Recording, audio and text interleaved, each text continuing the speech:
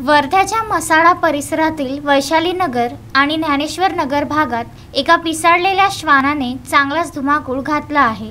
श्वानाने या भागात एकाच दिवशी तब्बल 14 इसमांना चावा घेतला आहे। यामुळे परिसरात नागरिकांमध्ये भीतीचे वातावरण आहे।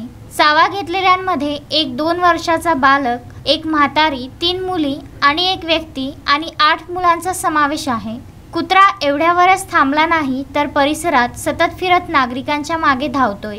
जखमींवर वर्धेच्या सामान्य रुग्णालयात उपचार करण्यात आले।